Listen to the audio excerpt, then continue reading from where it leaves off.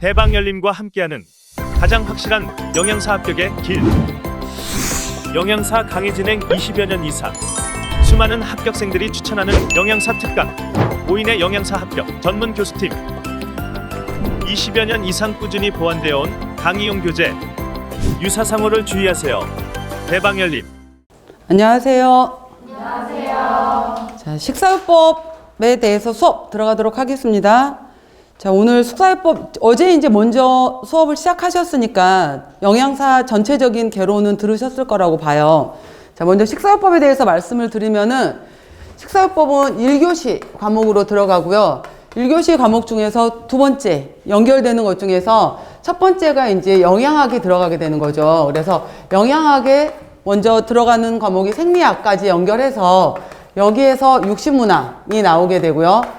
그 다음 연결해서 나오는 거에서 영양 판정이 나오게 될 거예요. 판정 부분이 나오게 될 거고, 판정 교육이라는 부분이 나오고, 연결해서 이제 그 다음으로 해서 식사요법하고 생리학 부분이 나오게 돼요. 그래서 이 식사요법 같은 경우에는 대략 40에서 45문제 정도가 나오게 돼요. 그래서 40에서 45문제로 해서 여기 파트에서 또 60문항 이렇게 해서 1교시 부분이 120문제가 들어가는 부분이거든요. 그래서 이 부분으로 들어가는 것이 바로 식사요법으로 들어가게 됩니다. 그래서 전체적으로 보게 되면은 제가 이제 이번에 영양학 과목에서 영양사 시험에서는 이쪽 영양학도 제가 같이 진행을 할 거고, 식사요법도 진행을 하게 되는데, 여러분들이 영양사라는 면허증을 우리가 이제 취득하는 것이 목적이잖아요. 그래서 말 그대로 영양사라는 면허증을 받는 데 있어서 합격하셔야 된단 말이에요. 그래서 합격을 하시려면은 제가 항상 이제 첫 주차에 학생들한테 얘기하는 것 중에 하나가, 합격이라는 것을 목적으로 했었을 때는 전체적인 과목에서 60% 이상, 그러니까 전체 과목에서 과락이 들어가게 되는 거고, 큰 단락, 과락, 여기에서 한 단락, 여기 전체에서 또 한 단락, 그 다음에 2교시 해당이 되는 과목에서 또 식품학 조리원리 파트에서 40문제에서 한 단락, 단체급식, 식품위생 또 들어가는 데서 한 단락, 이렇게 해서 크게 4개 카테고리에서 40% 이상씩 맞아야 되는 과락이 있어요. 그리고 전체적으로는 60% 이상을 맞아야지 합격이잖아요. 그래서 이렇게 해서 합격을 하시게 되는 건데, 합격을 하기 위해서는 저는 여러분들한테 말씀드리는 게 뭐냐면, 수험 공부를 할 때는 제발 왜? 라는 질문을 하지 마라 라고 얘기를 해요. 왜냐고 의심을 하기 시작하면은 공부가 힘들어져요. 그래서 그냥 일단은 이거는 나중에 합격하신 다음에 이제 그때부터 논문을 쓰시기 시작하시면 돼요. 고민해 놓은 것들은 체크를 해 놓으셨다가, 이건 내가 내 분야의 연구로 가야 되겠다라고 생각을 하시고, 일단은 수험 공부로 들어가실 때는 이 과목에서는 이게 중요하대, 이 과목에서는 기존에 이러한 것들이 시험에 나왔고 이 파트가 가장 중요해 라고 하는 것들을 키워드로 하셔서 그 부분을 공부하시면 되는 거예요. 수험 파트 부분에서는 이걸 뭐 싸그리 그 공부에 대한 호기심, 새싹을 무너뜨리는 부분이 아니라, 공부는 그렇게 하셨으면 좋겠어요. 그냥 수험이라는 부분이기 때문에 이렇게 말씀을 드리는 거고요.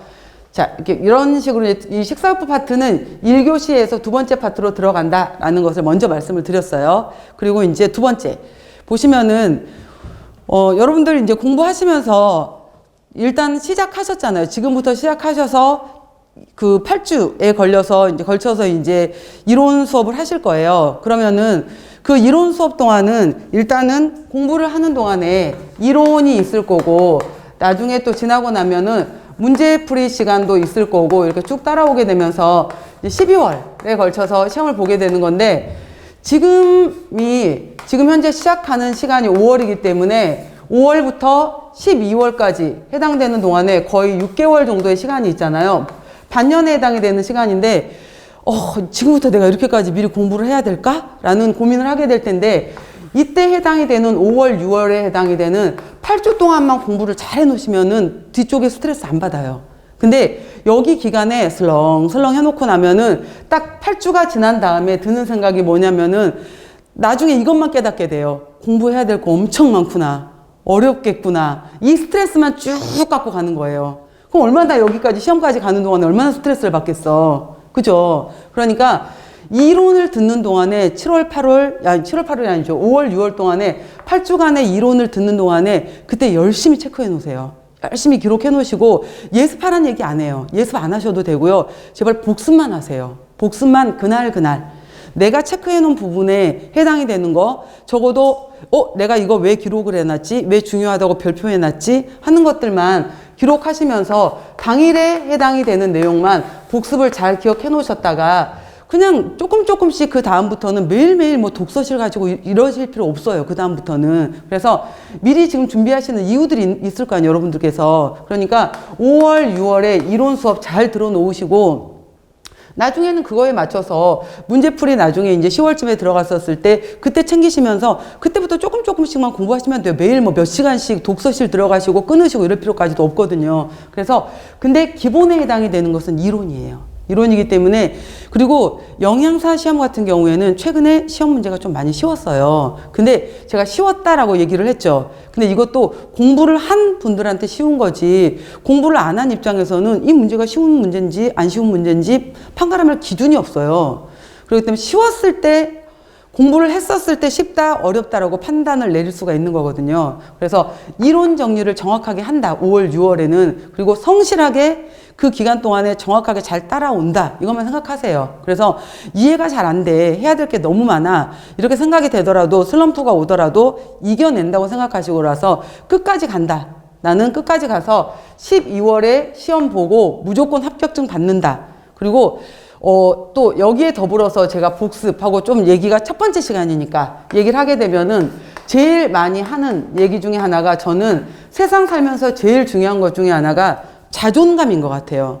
자존감인데 지금 이제 앉아 계신 분들도 또 인강으로 듣고 계신 분들도 다 성인들이시란 말이에요. 그랬을 때 칭찬받고 싶어 라고 했었을 때 그 칭찬 누가 안 해줘요. 이제 성인이 되고 난 다음부터는 그 칭찬에 대해서는 내 스스로가 해야 되는 거거든요. 그래서 내가 강의를 정말 열심히 지금 여기 실강으로 오신 분들 같은 경우에는 8주에 해당이 되는 수업 동안에 지각도 하지 않고 열심히 들었고 최선을 다해서 들었고 나 8주 뒤에 나한테 선물해 줘야지.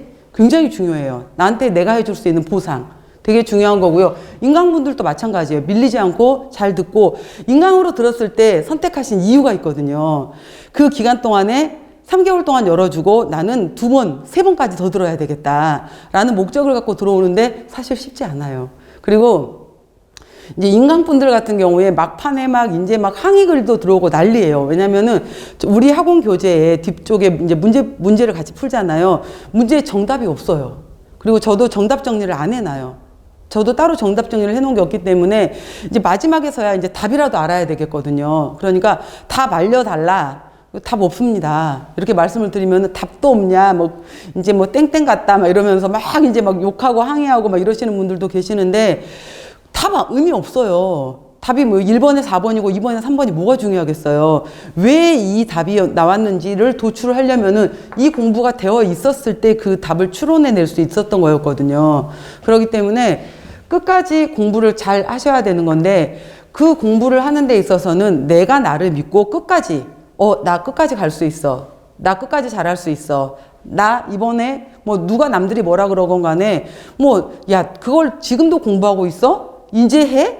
라는 말 아무 의미 없어요. 내가 하겠다는데 내가 해서 이번에 합격하겠다는데 그러니까 아무 의미 없어요. 그런 말들에 휘둘릴 필요도 없고 저도 사실 영양사 시험 재수생이거든요. 첫 번째 때 제가 공부를 안 한 거예요. 그래서 너무 만만하게 본 거예요, 시험을. 그래서 이제 시험 3주 전쯤에 딱 앉아갖고 이제 공부를 시작해볼까 너무 만만하게 본 거죠. 저희 때는 되게 쉬웠었거든요.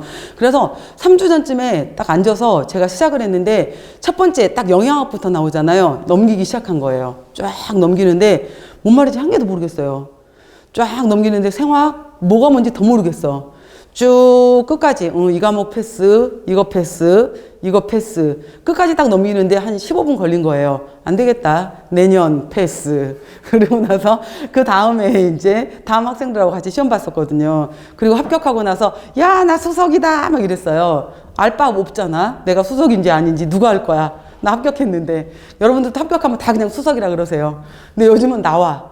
요즘은 돈 700원, 800원 내면은 전부 다 내 점수 다 나오고, 그 다음에 누가 수석인지 다 나와요, 요즘에는.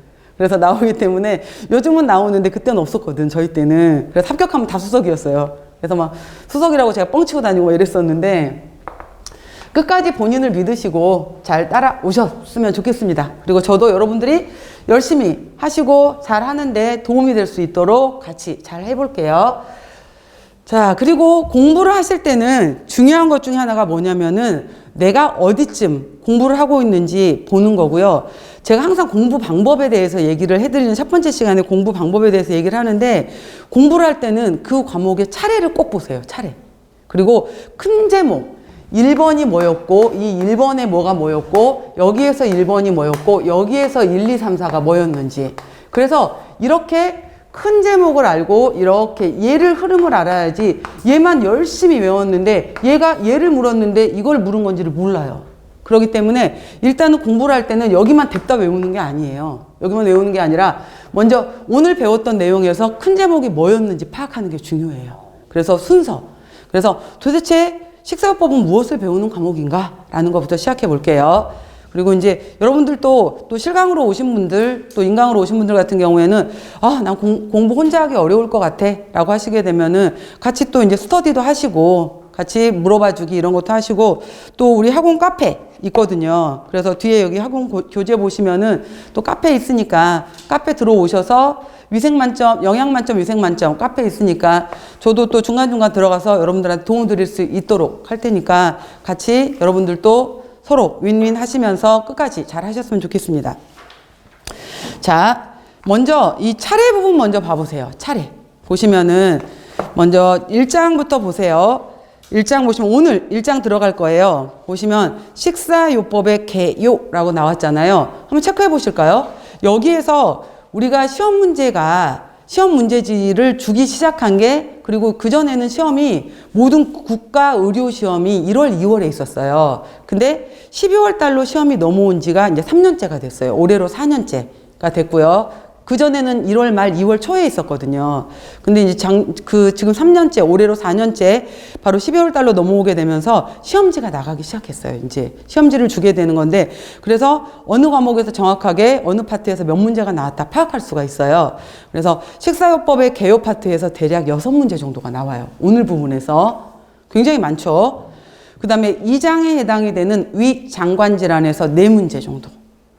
그 다음 간, 담낭, 췌장 질환에서 4문제, 비만, 그 다음에 식이이상증, 이러한 체중 조절과 관련된 파트에서 3문제 정도. 그 다음 당뇨 파트가 굉장히 많아요. 6문제 정도. 그 다음 심장, 그 다음 혈관, 이상지질혈증 이쪽 파트가 5문제. 그 다음 신장, 사구체 신염, 신부전, 신결석 이쪽 파트가 4문제 정도. 빈혈 파트 1문제. 그 다음에 최근에 이 뒤쪽 문제가 좀 많아졌어요. 암 문제가, 우리나라 사망 1위가 암이잖아요. 그러다 보니까 암 문제가 꼬박꼬박 2문제씩 나와요. 암 2문제씩 나오고요. 그 다음 면역 파트, 뭐 또 면역은 알레르기 문제라든지 수술, 화상, 그 다음에 또 요즘에도 이게 코로나 바이러스부터 시작해서 여러 가지 호흡기 질환들이잖아요. 이러한 것들하고 관련돼서 또 문제들이 나와요. 그래서 3문제 정도 이 파트에서도. 그 다음 신경계 및 골격계 질환으로 해서 1문제 정도, 한두 문제. 그 다음에 선천성 대사질환 내분비 조절 장애로 2문제 정도 해서 이쪽에서 문제들이 또 여기 또 문제들이 한두 문제씩 또 조정이 되기도 해요. 그렇게 해서 문제가 식사요법 파트에서 대략 40문제에서 45문제까지 나오기 때문에 비중이 굉장히 크죠. 그래서 큰 파트다라고 설명을 드렸고요. 자, 짧게만 얘기해 볼게요. 보시면은 식사요법 부분은 어떤 식으로 나오는 거냐면은 여러분들이 아마 학부 때 배우셨던 내용 중에서 임상영양학이라는 과목도 있으셨을 거고, 그 다음에 식사요법이라는 과목도 있었어요. 그러면은 임상영양학 같은 경우에는 주로 뭐하고 많이 더 관련이 되어 있었냐면은 생리학하고 더 많이 관련이 되어 있었어요. 그래서 우리가 이제 여기 연결해서 그 다음 들어갈 부분이 바로 위장관 질환 이랬잖아요. 그럼 우리가 음식을 섭취를 했었을 때 구강에서부터 음식을 저작작용을 해서 식도를 지나서 음식물이 위를 지나서 소장을 지나서 대장을 지나서 그 다음에 항문을 지나서 음식물들이 빠져나오는 과정이 있어요. 이 과정에서 전체적으로 생리학 문제 같은 경우에는 어떠한 소화 효소가 작용을 하느냐, 어떠한 호르몬이 작용을 하느냐, 이러한 거예요. 그죠? 그랬을 때 임상영양학에서는 만약에 위에 문제가 생겼을 때 이러한 것들이 어떻게, 어떤 부분에 있어서 작용이 이상이 돼서 발생을 하였느냐, 왜, 어떤 부분에 문제가 발생을 해서 어떤 문제로 문제가 발생을 했어? 라는 기전을 찾는 거예요. 기전. 원인에 관련된 쪽으로 해서 임상영양학은 이거에 관련된 원인을 찾는 데 주로 이제 포인트를 맞춘다면은 그렇게 해서 위염이 발생을 했어. 장염이 발생을 했어. 변비가 발생을 했어. 라고 했었을 때 이 질환들이 각각에 발생되는, 그래서 생리학하고 연결되어 있는 거예요. 식사요법이. 이러한 것들이 연결되어 있었을 때, 그래서 염증이 생겼다, 변비가 생겼다, 크론병이 생겼다, 여러 가지 질환이 생겼다 라고 했었을 때 여러 가지 요법이 있을 거 아니에요. 수술로 할 거야? 약물로 할 거야? 식사로 할 거야? 라고 했었을 때 수술은 병원에서 의사들이 할 거예요. 약물은 약대에서 배울 거예요. 그래서 우리는 여러 가지 질병에 대한 것을 어떻게 치료할래? 식사를 통해서 치료할 거야. 이게 식사요법이에요. 그래서 바로 우리가 식사요법에서 배우는 것은 그 질환이 왜 발생됐는지에 대한 간단한 기전. 그러다 보면 생리학적인 것들이 배워야 되는 거예요. 생리학적인 내용이 나오게 될 거고, 그렇게 했었을 때 위염, 당장 급성 위염으로 막 구토 증세가 있고 막 너무 통증이 심해. 이 경우에 당장 이런 통증이 있는 사람한테 음식 먹으라고 줄 수는 없잖아요. 그런 사람한테는 초기에는 음식을 안 줘. 절식을 시킨단 말이에요. 회복에 따라서 죽부터 먹이잖아요. 탄수화물 시기부터 먼저 먹여요. 이런 식으로 해서 섬유질 많은 거 주면은 일단 통증을 일으킬 수 있으니까 섬유질 많은 것들은 제한시켜. 이런 식으로 해서 그 원인들을 이제 점점점 적용을 시켜가는 거예요. 식사요법이라는 것은. 이렇게 해서 바로 구강의 문제, 식도의 문제, 위의 문제, 소장의 문제, 대장의 문제와 관련된 파트를 우리가 위장관 질환이다라고 얘기를 해요. 그 다음, 여기에서 있었을 때 이러한 것들이 또 대사를 하기 위해서는 간에서의 담즙을 만드는 간에서의 대사가 또 필요해요. 간에서 담즙을 만들어서 담낭에다 저장을 해요. 췌장에서는 소화효소를 분비를 해줘요. 그래서 간, 담낭, 췌장 질환까지를 묶어서 우리가 소화기계 질환이다라고 얘기를 하는 거예요. 그래서 각각 간이 기능을 못했을 때, 담낭이 기능을 못했을 때, 췌장이 기능을 못했을 때 또 어떠한 문제점이 발생을 하고 우리는 그때 식사요법을 어떻게 할 것인가 라는 것이 두 번째 파트예요. 다음, 심장이 있게 되고, 심장의 제일 중요한 기능은 바로 좌심실로부터 지금도 끝없이 계속해서 맥박은 뛰어야 되고 심장이 멈춘다. 이게 사람이 죽는 거거든요. 그랬을 때 좌심실에서 대동맥으로 혈액을 뿜어야 돼요. 혈액 펌핑을 해야 되는 거고, 그랬을 때 바로 이제 여기 동맥에서 받는 압력, 이것을 바로 우리가 혈압이라고 하는 거예요. 이 혈압이 정상보다 높아? 고혈압. 정상보다 낮아? 저혈압. 여기 혈관에 있어서 딱딱해지면서 혈관에 문제가 생겼어? 동맥경화. 이 혈액 성분이 끈적끈적해지면서 콜레스테롤이 높아졌어? 중성지방이 높아졌어? 여러 가지 문제가 발생을 했네? 이상지질혈증. 심장이 제대로 뛰지를 못하고 심장이 펌핑을 못해? 여러 가지 발생되는 심장이 혈액 순환을 하지 못하는 우렬성 심부전. 우렬성 심부전에 협심증도 있고 심근경색도 있는 거예요. 여러 가지 이러한 심장순환계에 관련된 질환들을 그 다음 챕터에서 또 배우게 될 거예요. 그 다음에 우리가 혈당, 혈액 속의 글루코즈, 혈당이라는 것은 굉장히 중요한 역할을 하게 되는 건데 이 혈액 속에서의 혈당이 바로 에너지 대사의 기본이 되는 거거든요. 근데 이거를 기능을 하려면은 췌장에서 분비되는 인슐린의 기능이 있어야 돼요. 인슐린의 기능을 못하는 타입 1 당뇨 환자, 비만으로 인해서 췌장이 망가지지 않았는데 글루코즈가 들어왔는지 안 들어왔는지 감지를 못하게 되면서 인슐린 저항성 증가로 인해서 글루코즈를 대사를 시키지 못하는 타입 2 당뇨병 환자들, 여러 가지 이러한 사람들한테는 어떤 대사, 어떻게 식사요법을 줄 것인가, 당질을 줄 거야, 제한시킬 거야, 여러 가지 해당이 되는 것들이 바로 당뇨 환자는 그래서 이 사람들의 단백질 대사, 지방 대사, 탄수화물 대사, 대사하고 관련된 문제가 많이 나와요. 그래서 당뇨 파트는 좀 어렵죠. 대사 관련된. 그래서 당뇨 부분도 나오게 되고요. 그 다음에 또 많이 나오는 파트가 바로 신장질환이에요. 신장질환이라는 것은 바로 배꼽을 기준으로 해서 양쪽에 신장 두 개가 있고요. 신장에서 나오는 소변을 받는 수뇨관, 수뇨관에서 나온 소변을 모아놓는 방광, 방광에서 나온 소변이 빠져나오는 요도, 이 전체를 비뇨기계라고 하게 되는데 우리가 배우는 것은 키드니, 이 신장을 배우는 거예요. 자, 이 신장이 제일 중요한 것은 소변을 걸러서 버리는 역할을 해야 되는 거예요. 그랬을 때 얘가 기능을 못했을 때 사구체 신염, 신부전, 신증후군, 그래도 안 되면은 투석, 그래도 안 되면 신장 이식, 여러 가지 이것들에 배우는 것이 바로 신장질환이에요. 그래서 이 전반에 대해서 쭉 배워갈 거예요, 우리가 이제는. 그래서 이런 것들에 대해서 왜 발생을 했는지, 어떤 증상이 나타났었는지, 자, 이런 경우에 우리는 어떻게 식사요법을 해줄 것인지, 이게 식사요법 문제예요. 그래서 이러한 것들을 배우는 부분이 바로 식사요법이구나 라고 이제 좀 머릿속에 정리하시면서 들어가도록 할게요. 그래서 항상 어떤 과목이든지 간에 들어가실 때 어떤 과목이든지 간에 차례를 항상 먼저 보세요. 차례. 그래서 내가 지금 어디쯤 공부를 하고 있고 이 과목에서의 차례는 어디다 라고 보시면 될 것 같아요. 자, 이론에서 차례까지 보셨고요. 자, 지금부터 이제 들어갈 내용이 제1장 식사요법의 개요라고 들어갔어요. 자, 제가 들어갈 때 항상 중요한 키워드가 있어요. 그래서 개요 부분에서는 아까 제가 말씀드렸던 것처럼 거의 최근에 5, 6문제씩이 나와요. 그랬을 때 여기서 나오는 첫 번째가 영양관리 과정에서 꼬박꼬박 시험 문제가 나와요. 영양관리 과정. 그래서 Nutritional Care Process, 영양관리 과정. 이거 하나하나를 세세하게 물어보기도 하고 영양관리 과정의 순서를 물어보기도 하고 여러 가지 영양관리 과정이 무엇이냐라는 걸 물어보기도 하고요. 그 다음에 여기에서 관련된 걸로 해서 또 이제 그 다음에 병원식, 병원식이라고도 하고 병인식이라고도 하게 되는데 여기에서 일반 병인식 여러 가지 관련된 것들도 있고요. 환자식으로 주는 치료식도 있고요. 그 다음에 검사식 이런 것들이 있는데 이러한 병원식에 관련된 것들이 또 하나가 나오고요.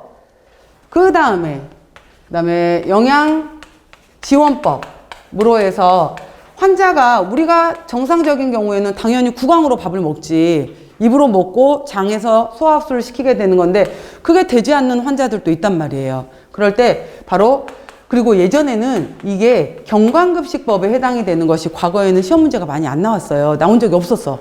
근데 최근에 2, 3년 전부터 이 시험 문제가 나오기 시작해요. 왜 나오냐면은 요즘에 노인 인구가 굉장히 많아졌잖아요. 그래서 요양병원이 굉장히 많아졌고 요양병원을 기준으로 해서 노인분들께 실제로 경관급식을 굉장히 많이 해요. 그러다 보니까 최근에 경관급식에 관련된 시험 문제가 꼬박꼬박 나와요.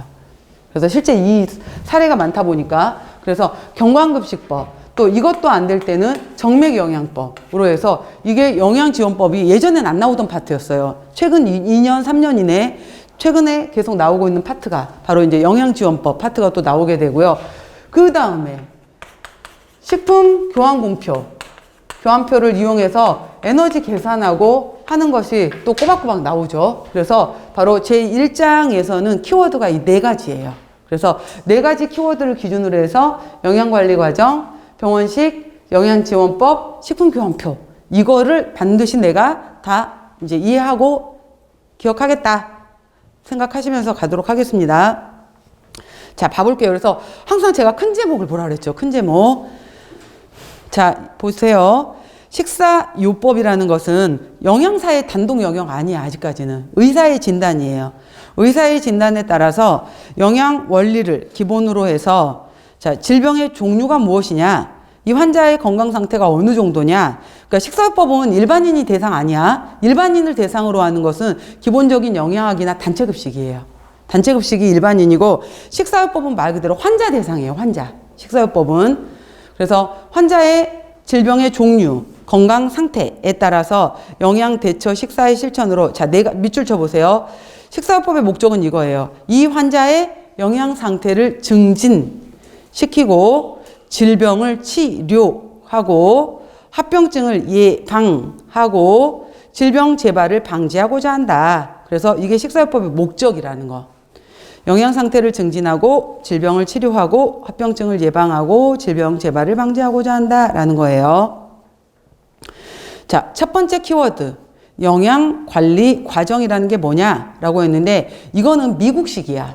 미국에서 이제 이걸 제안을 한 거예요. 그래서 영양 관리 과정, Nutritional Care Process. 그래서 이거를 줄여서 NCP라고 해요. 그래서 병원마다 다 환자가 들어왔었을 때 이 프로세스가 틀려. 이러지 말고 이걸 좀 체계화 좀 시키자. 모든 병원이 똑같게. 이렇게 해서 만든 거예요. 그래서 실무 영양사가 환자에게 전문적인 영양관리를 제공하기 위해서 좀 체계적인 업무 수행 절차인 영양관리 과정 및 모델을 개발한 거예요. 미국이에요, 미국에서. 그래서 이건 임상 영양관리와 임상은 환자잖아요. 그죠? 환자와 관련된 업무의 전 과정을 표준화해서 바로 임상 영양과 영양관리 영역을 체계적으로 연결시키는 바탕이 되었다라고 했어요. 그래서 이 NCP 기출 문제들을 보게 되면은 순서 물어보는 거 먼저 이 NCP의 순서가 옳게 된 걸 찾으시오 이런 문제 봐보세요. 그래서 맨 처음에 이 환자가 어느 정도인지 먼저 자료를 통해서 판정을 해야 돼요. 영양 판정. 두 번째 이걸 통해서 이 환자가 지금 과영양 상태다, 불영양 상태다라는 진단. 그리고 고지혈증이네, 고티지혈증이네, 혈당이 너무 낮네, 높네, 이걸 진단을 해요. 두 번째 단계에서 진단. 그러면 이 사람은 자기가 밥을 3그릇 먹고 있는 건데 이 정도는 다 먹지 않아요? 이거에 대해서 전혀 인지를 하지 못하고 있었던 거예요. 그럼 교육을 시켜줘야 될 거 아니야? 중재, 영양 중재. 그 다음에 이거를 통해서 이 사람한테 밥 먹고 난 다음에 과일 많이 먹는 거 좋지 않아요. 과일도 먹을 때는 반 개씩만 드시고요. 식사 사이에 드세요. 이런 식으로 이제 교육을 시킨 거예요. 그렇게 해서 3달 뒤에 혈당의 변화를 봅시다. 이렇게 얘기를 하고 나서 3달 뒤에 이 사람의 혈당 변화를 살펴봐요. 그래서 영양 모니터링 및 평가. 그래서 잘 지켜지고 있으면 또 다른 이제 또 계획을 세워주겠죠. 이렇게 해서 계속 피드백을 시켜줘요. 이 단계, 4단계 순서 알아놓기. 자, 영양 판정, 영양 진단, 영양 중재, 영양 모니터링 및 평가 순서. 그리고 여러분들 공부하실 때 있잖아요. 혼자 공부를 하실 때 제가 수업 시간에 질문하실 때는 같이 입으로 소리를 내셔도 좋고요. 내가 내 소리를 내잖아요. 그것도 내 귀를 통해서 내 뇌로 인식이 돼요. 그러면은 그냥 소리를 안 내는 것보다 훨씬 더 이게 각인이 돼요. 머릿속으로.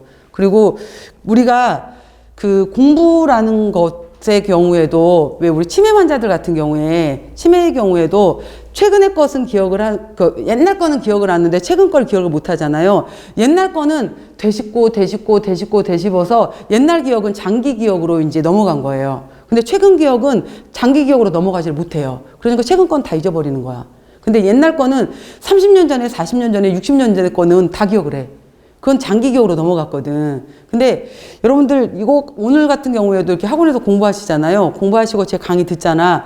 이거 앉아만 있는 거지 공부한 거 아니거든. 왜냐면은 영상 보고 강의 듣고 이런 거 있잖아요. 이거는 대뇌에서 앞쪽에 전두엽을 써야 돼요. 이게 공부인 건데 영상으로 듣거나 소리로 듣는 것은 후두엽을 쓰는 거예요. 그러면은 이거를 앞쪽으로 전달을 바꿔야 돼. 전달을 바꾸려면 내가 정리를 해야 돼요. 다시. 내 스스로가. 그래서 쓰는 과정, 정리하는 과정을 통해서 앞쪽으로 연결을 시켜놔야 돼요. 그래야지 아까 제가 지금 공부한 것들을 12월까지 끌고 가려면은 당일에 이걸 앞쪽으로 옮겨놔야 돼요. 그래야지 이거 왜 써놨지? 이런 것들이 있었잖아요. 왜 써놨을까? 그래서 이거 내가 4가지 키워드가 있었어. 영양관리 과정은 순서가 중요하대. 이거를 오늘 공부하시고 오늘 내가 이거를 누군가한테 내가 설명을 할 수 있다. 그래서 제가 이제 말하는 내용 중에 하나가 뭐냐면은 백지를 하나 갖다 놓고 나서 제일 좋은 공부 방법 중에 하나가 스케치북 이런 거 흰 종이 하나 크게 펼쳐 놓고 나서 오늘 키워드 4개를 쓰는 거예요. 선생님이 수업 시간에 말했던 4개의 키워드를 써놓고 나서 크게 펼쳐 놓고 나서 NCP에 대해서 내가 아는 대로 쭉 써보는 거예요. 순서가 뭐였지? 그 중에서 영양 판정이 뭐였지? 진단이 뭐였지? 이렇게 쭉 써보는 거예요. 그래서 내가 기억나는 대로. 그리고 나서 넘겨봤을 때 내가 몇 개 단어나 썼나? 그러면은 거기에서 떠오르는 거 나중에 체계화시키면 되거든요. 그러니까 그거를 계속 반복하는 거예요. 그래서 이걸 단기 거를 장기화시킬 수 있는 기억이 필요해요. 그 다음에 12월 달에 시험 합격하고 난 다음에 버려버려요. 그래도 돼. 그때는. 그때까지만 기억을 끌어놔. 6개월간만. 그러려면 계속 반복하는 방법밖에 없어요. 계속. 말했어요, 여러분들. 제가 지금 말하고 그다음에 영상으로 보시고 이런 것은 전두엽으로 가는 게 아니라고. 이거 후두엽이에요, 후두엽. 뒤로 가는 거기 때문에 앞쪽으로 끌어오셔야 돼요. 그러니까 여러분이 쓰고 말하고 내 목소리로 말하고 제일 좋은 것은 누군가한테 설명을 해주는 거야. 자, 내가 오늘 강의 시간에 들은 거 얘기해 줄게. 앉아봐. 인형 데려다 놓고 얘기를 하든지 강아지 데려다 놓고 얘기하든지 얘기를 하세요. 설명을. 그게 제일 중요해요. 그럼 체계적으로 내가 간단하게라도 설명할 수 있으면 되게 중요한 거거든요. 그래서 어떤 분들은 그거를 자기 거를 녹음을 하시는 분들도 있더라고요. 녹음을 해서 뭐 내가 들어보는 방법 있잖아요. 녹음해서 내가 오늘 중요한 키워드 한번 들어보기. 내가 뭘 빠뜨렸지? 요즘에 핸드폰 이런 게 옛날에 쓰기였지만은 요즘은 이제 핸드폰이 있으니까 내 목소리 내가 녹음해서 어떤 부분 빠뜨렸나 이런 거 한번 체크해 보기 이런 것도 있더라고요. 그러니까 여러 가지 다양한 방법으로 나만의 공부 방법 이런 걸 찾아보는 것도 좋으실 것 같아요. 자, 단계 4개 알아놓기. 그러니까 소리 계속 내서 같이 읽으시라고 제가 얘기한 거예요, 지금. 자, 첫 번째 단계가 뭐다? 영양 판정. 두 번째 단계 영양 진단. 세 번째 단계 영양 중재. 네 번째 단계 영양 모니터링 및 평가. 이렇게. 맨 처음에 밑에 그림 봐보세요.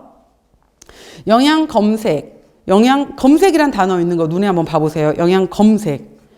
영양 검색을 통해서 이 환자 굉장히 좀 의심스럽고 굉장히 이 환자는 당장 빨리 필요할 것 같아요. 상담이. 이러한 사람을 의뢰를 받았어.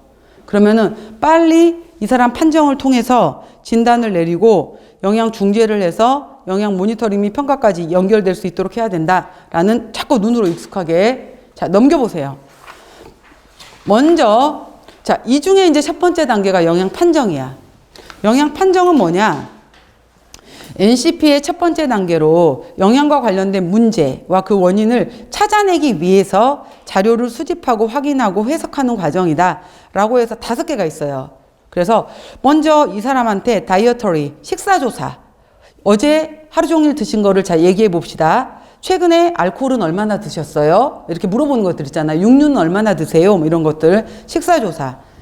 그 다음에 환자 과거력 물어보는 거. 그 다음에 신체 계측, 키 몸무게, 그 다음에 생화학 검사, 피 검사, 소변 검사, 대변 검사, 엑스레이 뭐 쭉. 그 다음에 임상조사, 머리카락 부종 여러 가지 보는 거 5개 영역이 있어요. 자, 봐보세요. 첫 번째 1번. 환자의 사회력 및 병력 조사. 왜 우리 건강검진 하러 갈 때 문진표 써서 가죠? 그러니까 전에 뭐 직계가족 전에 뭐 수술을 받은 적이 있느냐, 직계가족 중에 뭐 암 환자가 있느냐 이거 체크해 가는 거 있죠. 그거예요. 사회력 및 병력 조사. 이런 거 체크해 가는 거. 그다음에 교육 수준, 뭐 직업 정도 이런 것들도 물어보는 게 사회력 병력 조사라고 하는 거고요. 신체 계측, 키, 몸무게, 상완둘레, 뭐 피부 두겹 두께 여러 가지 신체 구성을 알아보는 거고요.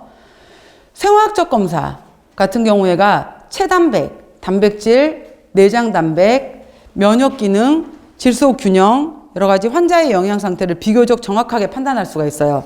자, 밑줄에 놔보세요. 환자의 영양 상태를 저 건강한데요? 라고 말을 했는데 이 사람은 알부민 수치가 3.2고 건강하다고 주장한 사람의 알부민 수치는 2.5야. 누가 봐도 혈액 검사 결과 이 사람은 안 좋아, 상태가. 그렇잖아요. 그래서 객관적으로 볼 수 있는 수치는 생화학적 검사다 이 말이야. 그래서 바로 혈액 검사 이런 것들을 통해서 객관적으로 비교적 정확하게 두 번째 단락이 있죠. 가장 객관적으로 환자의 영양 상태를 나타내며 즉각적으로 측정할 수 있다라는 거. 생화학적 검사.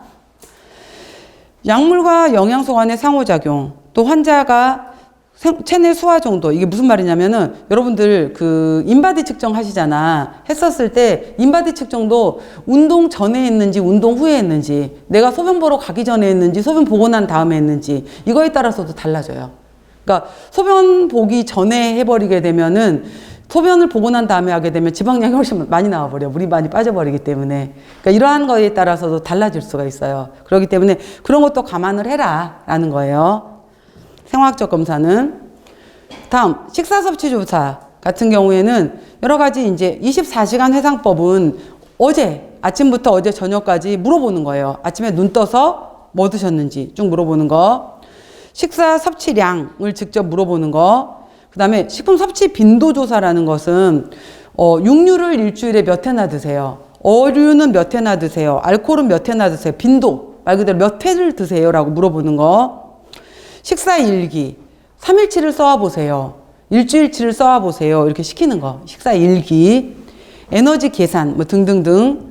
그다음에 음주, 치아가 있는지 없는지. 이게 의치 사용 여부라고 했잖아요. 노인분들한테는 되게 중요해요. 의치 사용 여부가 실제로 치아가 없게 되면 저작 작용이 힘들거든요. 그러면 음식 섭취에 문제가 있어요. 그러니까 이러한 것들, 입맛의 변화, 미각의 상실 정도, 또 문화와 종교에 따라서 저는 제 종교의 신념에 따라서 육류는 먹지 않아요. 이런 경우도 있잖아요. 그런 것들도 알아보라는 거예요. 이러한 것들 식사 섭취 조사 알아볼 수 있고요. 5번째, 임상조사 같은 경우에 영양 상태가 불량해지게 되면은 머리카락 염색하지 않았는데 최근에 뭐 체중 조절을 했더니 머리카락이 엄청 많이 빠져버렸어. 이런 경우들 있잖아요. 그 다음에 머리카락 피부가 윤기가 없고 그 다음에 거칠거칠해지고 여러 가지 각화, 탈모, 탈색, 염증, 변형. 그 다음에 여러분들 염증 같은 경우에도 피부 염증도 갑자기 살이 찌거나 비만이 발생했었을 때 염증 확 일어나는 거 아세요? 이러한 것들도 염증도 전체적으로 눈을 통해서 염증은 다 눈에 보이잖아. 이 사람 좀 몸에 문제가 있나 보다. 이러한 것들을 볼 수가 있어요. 부종, 통증 이러한 것들도 이제 눈으로 의사가 보면서 진단을 내릴 수 있는 거죠. 임상조사 5개가 있어. 영양 판정법 중에 5가지 영역이 있다라는 거. 사회력 병력, 신체 계측, 자, 비교적 객관적인 것이 생화학 검사, 식품을 알아보는 것이 식사 섭취 조사, 눈으로 확인해 볼 수 있는 것 중에 하나가 임상조사. 각각의 특징들이 있어요. 자, 그렇게 해서 이 사람의 상태를 이제 2번째 진단을 해요. 진단. 영양 판정에서 발견된 영양 문제에, 이 사람 봤더니 자기는 최근에 체중이 엄청 많이 늘었대. 근데 자기는 정확하게 그 원인을 모른다고 했는데 식사 섭취를 하다 보니까 하루에 음료수를 10캔씩을 먹어. 근데 그 음료수를 마시고 있는 음료수를 봤더니 전부 다 탄산음료에 고액상 과당이 굉장히 많이 들어간 음료였어. 근데 저는 밥 안 먹어요 라고 했는데 음료를 잔뜩 먹고 있었던 거예요. 그러니까 그런 문제, 원인을 찾아낸 거지. 그래서 봤더니 이 사람의 증상 중에 하나가 혈당이 엄청 오르고 있으면서 염증이 계속 심해지고 있었던 거예요. 그 다음에 이거를 통해서 이제 찾아내는 거예요. 문제점을. 그래서 임상 영양사가 독립적으로 중재할 수 있는 영양 문제를 규명하고 기술한다 라고 해서 이 사람의 문제점은 음료수를 너무 많이 먹는 거였구나. 원인 중에 하나가 그 운동 뒤에 음료수는 자기가 이 사람이 음료는 살이 안 찐다라고 알지 못했던 거예요. 이러한 것들. 그렇게 해서 염증이라든지 소변을 자주 본다든지 하는 여러 가지 문제점이 이미 나타나고 있었어요. 징후 증상이. 이런 것들을 이 영양사가 기록을 하는 거예요. 이 사람의 문제점은 이거였다. 원인은 이거였다. 이 사람은 이미 이러한 증상이 나타나고 혈당 수치가 굉장히 높았다. 혈액검사 결과. 이런 것들을 찾아내요. 그래서 섭취 부분에서, 임상 부분에서, 식행동 부분에서, 행동 부분에서, 환경 부분에서 찾아내요. 진단. 자, 그렇게 해서 이제 중재를 해줘야 돼요. 이 사람 개인한테 또는 가족한테 또는 집단을 대상으로. 그래서 여러분들 왜 병원 가보게 되면은 오늘은 당뇨 교육이 있어요. 오늘은 암 환자 교육이 있어요. 이런 교육센터 있잖아요. 이렇게 해서 교육을 시켜주기도 해요. 개인한테도 교육하고 집단을 대상으로 교육하기도 하고. 그래서 환경 여러 가지 계획을 한다라는 거죠. 그래서 영양 중재의 4가지 영역은 실제로 비타민 무기질이 모자란다라고 하게 되면 식품 영양소를 주기도 하고, 저는 과일은 전혀 살 안 찌는 줄 알았어요. 과일은 많이 먹어도 되는 줄 알았어요. 아니에요. 과일 속의 과당도 너무 많이 먹게 되면은 중성지방이나 콜레스테롤로 넘어가요. 이런 교육을 해주는 거예요. 그래서 영양 교육을 해줘야 되고요. 상담을 해줘요. 그 다음에 이 사람 같은 경우에는 너무 집착하고 한번 먹기 시작하면은 당류를 먹는 것은 마카롱을 20개씩을 먹어. 근데 이 먹는 것을 도저히 조절을 못해. 이 사람은 일단 정신과적인 치료가 먼저 필요하겠다. 그러면 정신과 상담을 해줘야겠네. 라고 해서 이 사람은 물리치료, 이 사람은 간호과, 이 사람은 다른 대하고도 먼저 타 분야와의 협의도 필요하겠다. 이런 식으로 해서 중재 때는 이러한 것들이 필요해요. 중재.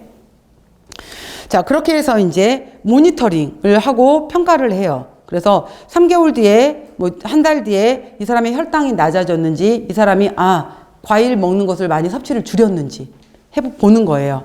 그래서 여러 가지 지표, 결과를 측정하고 기록해 본다라고 해서 4가지 단계.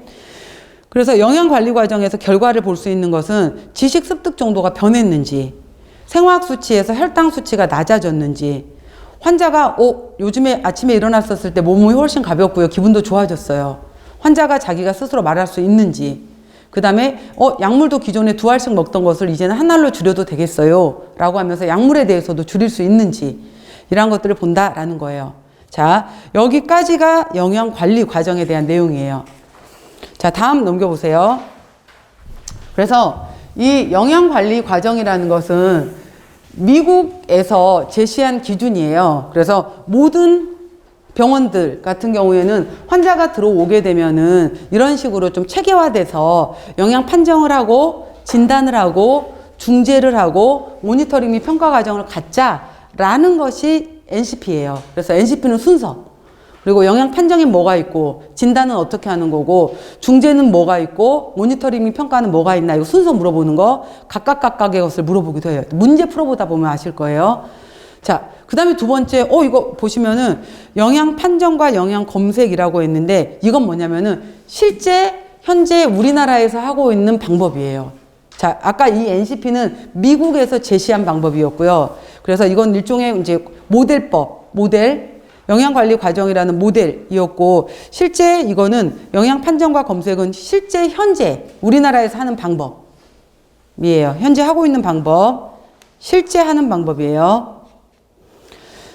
그래서 여러분들 왜 그 영양 판정이라는 과목이 따로 있었잖아요. 그 영양 판정에서의 그 판정이에요, 이거는. 그러니까 여기서의 영양관리 과정에서는 영양 판정 이후에 진단, 중재, 그 다음에 모니터링, 평가, 이렇게 해서 단계에서 첫 번째 단계로만 봤다면은 지금 여기서의 영양 판정은 큰 범위의 판정인 거예요. 큰 범위. 이건 실제 이제 병원에서 하고 있는 그 판정을 얘기하는 거예요.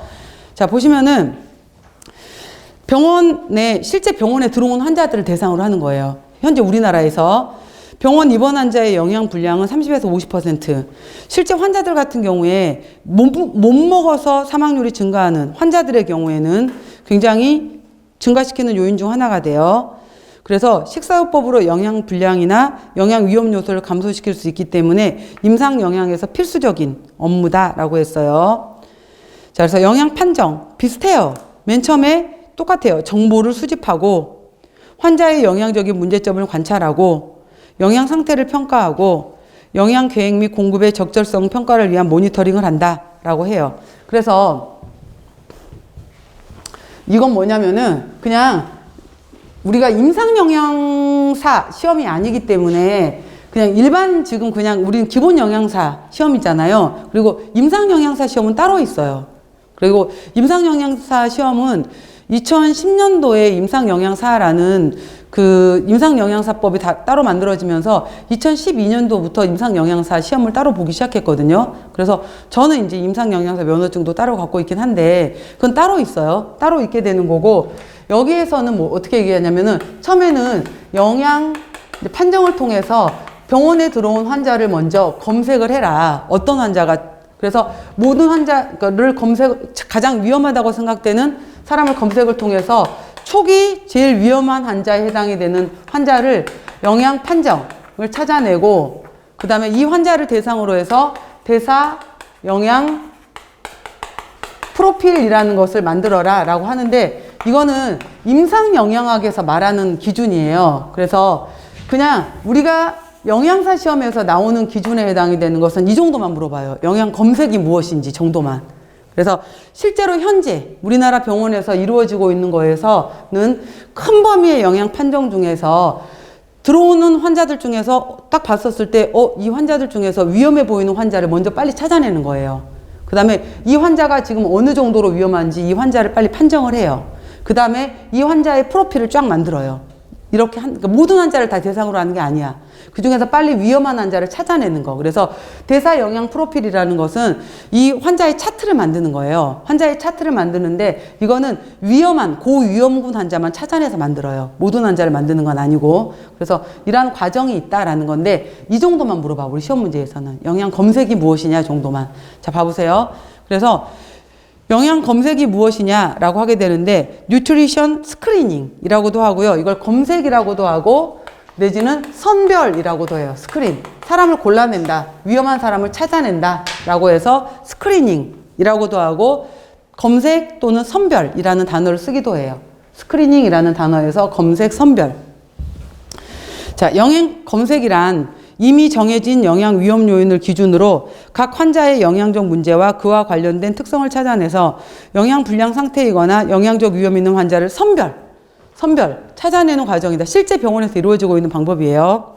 그래서 모든 입원 환자들에 대해서는 최대한 빨리 찾아내라. 24시간 이내 빨리 위험한 사람을 찾아내는 것이 바람직하다라고 봐요.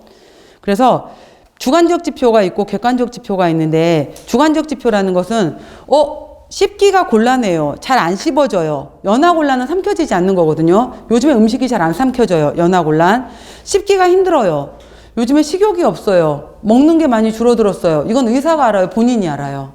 본인이 얘기할 수 있는 거잖아요. 그래서 이걸 주관적 지표라고 하는 거예요. 주관적 지표는 나만 아는 거, 환자가 말해줘야지 아는 거. 이걸 주관적 지표. 그 다음에 토할 것 같아요. 최근에 계속 토했어요. 병원에 오기 전까지 설사가 좀 심했어요. 이것도 환자가 말해줘야지 아는 거잖아요. 그 다음에 최근에 몇 개월 동안 계속해서 근육이나 체지방 계속 몸무게가 빠졌어요. 이것도 환자가 말해줘야지 아는 거죠. 그러니까 이러한 것들을 바로 우리가 주관적 지표라고 하는 거예요. 환자가 팔이 안 움직였어요. 걷기가 갑자기 불편해졌어요. 이런 식으로 환자가 말해줘야지 아는 것들을 주관적 지표라고 한다라고 하는 거예요. 환자가 알려주는 거. 객관적 지표라는 것은 실제로 이 사람의 키 몸무게를 봤더니 표준 체중 백분율보다 낮아. 90% 이하로 낮아. 120% 이상으로 높아. BMI를 측정했더니 이 사람은 18.5보다 낮아. 혈액 검사 해봤더니 알부민 수치가 3.0보다 낮아. 면역 검사하는 림프구 숫자가 1200개보다 적어. 헤모글로빈 수치가 남자는 14보다 낮아. 여자는 12보다 낮아. 이거는 객관적인 거잖아. 혈액 검사 결과. 판정 기준에서 낮다라는 기준이 있는 거잖아요. 이러한 것들은 바로 객관적인 지표다라고 하는 거예요. 그리고 환자가 말해줬었을 때 알 수 있는 것은 주관적 지표다라고 하는 거예요. 그래서 이거를 통해서 초기 영양 검색을 하고 이 사람 위험한데 위험한 사람 찾아낸 다음에 그 다음에 대사 영양 프로필을 만들어낸다라는 거예요. 그러니까 조금 앞에 거하고 헷갈릴 수 있어. 헷갈릴 수 있는데 그거는 얘는 영양관리 과정이라는 것은 하나의 그냥 과정 중에 하나로 보시고요. 그 다음에 지금 여기에서 나오는 판정 검색에 해당이 되는 것은 실제 우리나라 병원에서 사용되고 있는 방법, 이렇게 보시면 될 것 같아요. 좀 헷갈리죠?